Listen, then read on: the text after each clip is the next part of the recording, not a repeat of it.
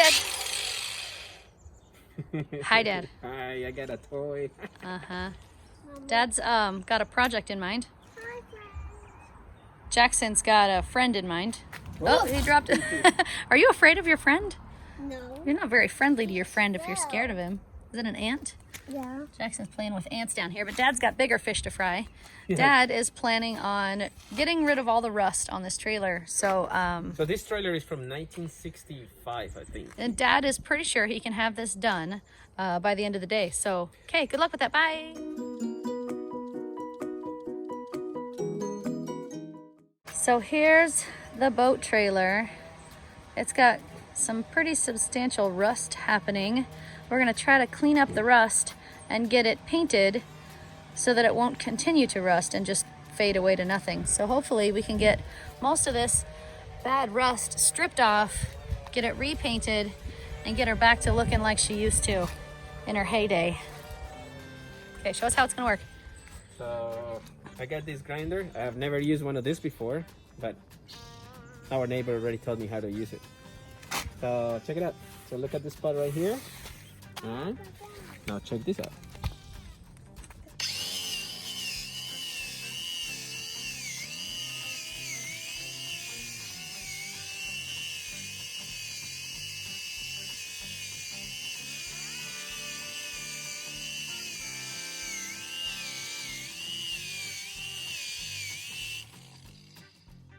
Look, it only took 10 minutes. Metal. Yay. Okay, now you just have to do the rest of the trailer. This thing vibrates a lot.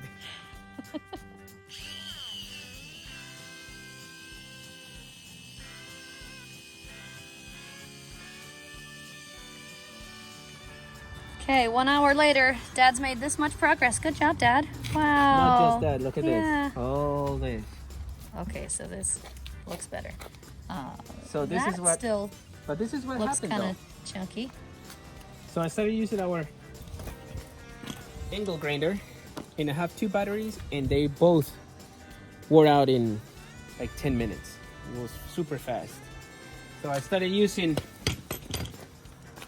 our drill with the wire brush, and it worked, but it was getting kind of tired. So I asked my neighbor, and my neighbor was like, oh yeah, I got this. And he just gave me this thing with his old disc. And here, check this out.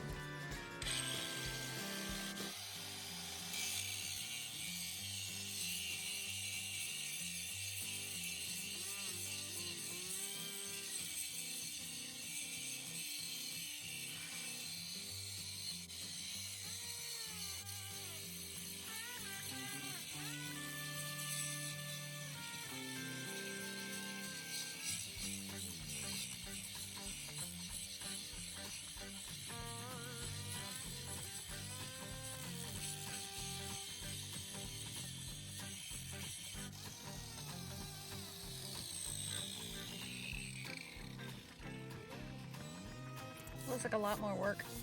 Oh, absolutely not. Check this out. Check this out. Check this out. Dad, where are we?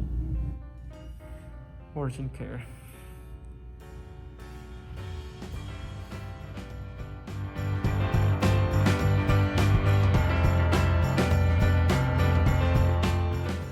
Dad, first time using a grinder. Angle grinder's probably not your thing, my friend. Guys, I was stupid and I made a mistake, and it was a careless mistake. I mean, I think that's why they call them accidents and not on purposes, because nobody would do that on purpose. It's fine. I know I got lucky. I was very lucky because it didn't touch any of my tendons or my veins or my bones. That's the only thing that they were thinking, that since it went so deep, because the cut went so deep to the bone, they were afraid that I would have Touch the bone. touched the bone a He little actually bit. didn't get the bone, but like barely missed it.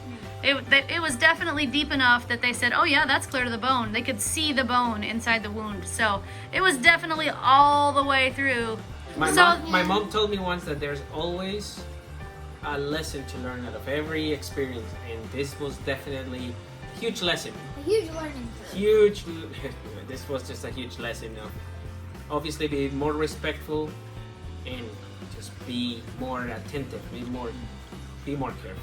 The problem is that I was using the tool, right, the way that it was supposed to, but then when I got to the pole to do the inside, I turned it this way, right, and so imagine the blade is down here, right, I turned it up this way, and I don't know if I let go or I moved it or something, or everything was so fast that I know it cut the corner of my sweatshirt here. It just went up. It grabbed the sleeve of his sweatshirt, and it got tangled up in the machine, which actually probably saved your arm. The fact that your sweatshirt got in the way, because otherwise it would have just been your arm, and you probably would have caused some serious damage there. But his sweatshirt got tangled up in the machine and stopped it from spinning.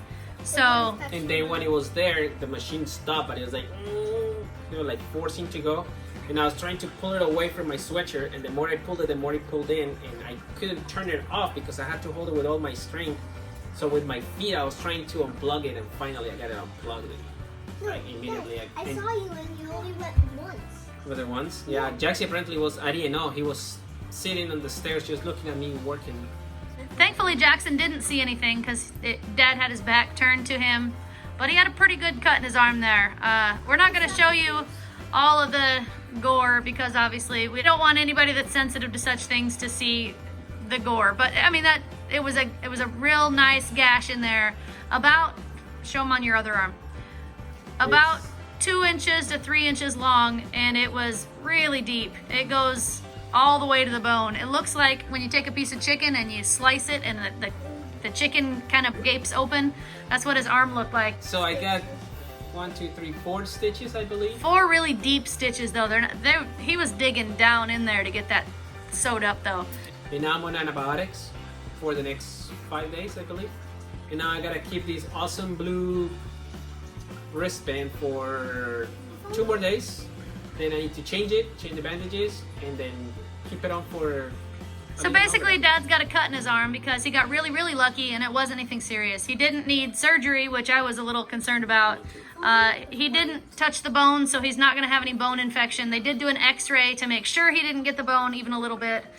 He doesn't have any bone fragments or anything like that. He didn't touch the bone, thank goodness.